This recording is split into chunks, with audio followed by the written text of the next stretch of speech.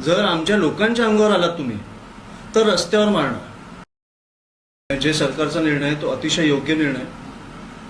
मग इकडे तुम्ही बोलता ना भूमिका बदलता, इकडे सरकारने जर चांगली भूमिका घेतली आहे तर आम्ही त्याला पाठिंबा देतो की इकडे मराठी माणसाला प्राधान्य मिळालं पाहिजे, किंवा मराठी जे भाषा शिकण्याचा प्रयत्न करतात, जे राज्यात वारंवार बोलतात की तुम्ही इकडे ह्या राज्यात वाढलाय, तुम्ही तुमचा बिझनेस किंवा तुमचे उद्योगधंदे ह्या राज्यात चालू आहेत, तुम्हाला इकडची भाषा नको यायला। हा सरकारने निर्णय घेतलेला अतिशय योग्य आहे आणि आम्ही त्या विरोधात ते आंदोलन करणार आहेत। उत्तर भारतीय आंदोलन म्हणजे काय? 4 मे पासून जाऊ दे, काही फरक पडत नाही। मी कालपासून अनेक गोष्टी हे व्हिडिओज वगैरे बघतोय, रील्स बघतोय। मी जे रिक्षा चालकांचे, मराठी रिक्षा चालकांचे जे व्हिडिओज बघतोय, त्यांचं म्हणणं आहे आम्ही 8 पर्यंत रिक्षा चालवायचो, आम्ही 12 पर्यंत चालू, पण आम्ही नागरिकांना त्रास होऊन देणार नाही। ह्याच्यासाठी खरं तर हॅट्स ऑफ त्यांचे।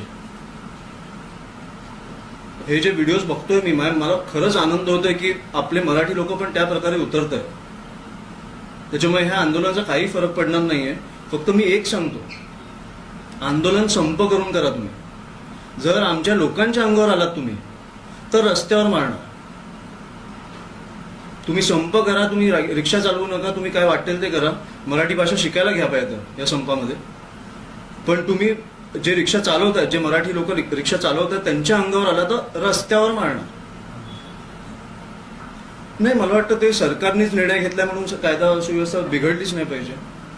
त्यांनी ती कायदा सुव्यवस्था लावली पाहिजे की कशा प्रकारे संप झाला तरी कुठेही मारहाण नाही होणार। शांतपणे तुम्ही संप करा ना। तुम्हाला आम्ही दाखवून देऊ की मराठी रिक्षा चालक काय आहेत। आणि जी तुम्हाला भीती आहे की जर तुम्हाला भीती असेल की आम्ही संप केल्यानंतर पण रिक्षा चालक चालू असतील, तर ती भीती असली पाहिजे, कारण आमचे रिक्षा चालक हे सक्षम आहेत मुंबईभर रिक्षा चालवत।